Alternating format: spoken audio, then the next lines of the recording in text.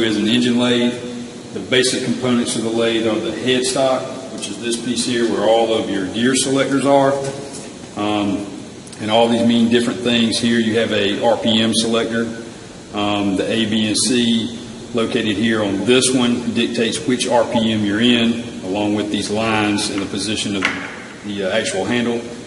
You also have a feed selector, and the feed is determined by this gear and these gears in combination, along with this one here.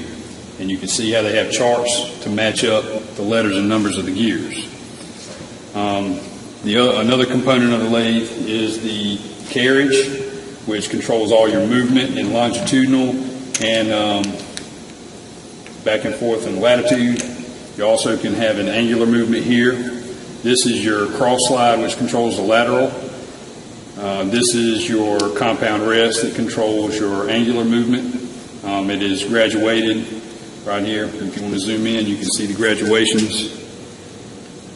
And it will actually spin 360 degrees, but it's only graduated for 180.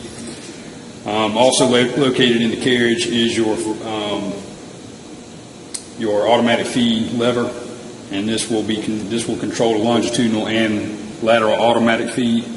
This is your half nut, which is only used when cutting threads. We also have an emergency stop button like the saw. If you mash this, it kills all the power to the lathe, just like it does on the saw. And here, this is what controls the chuck and the spindle, and cuts the spindle on. And then you can reverse the spindle. This is the chuck. Most lathes come with a 3-jaw chuck. We also use 4-jaw chucks that have jaws that move independently. The 3 jaws, all the jaws move at the same time with the turn of a chuck key. And the chuck key fits in this square slot here. That's how you tighten up your work. On the carriage, we also have a tool post which contains your tool holder and your tool. You can adjust the height of the tool and the actual angle of the tool. We also have a tailstock, and the tailstock is used to either for hole making operations, for drilling, reaming, tapping, or just holding work between centers or stabilizing long shafts.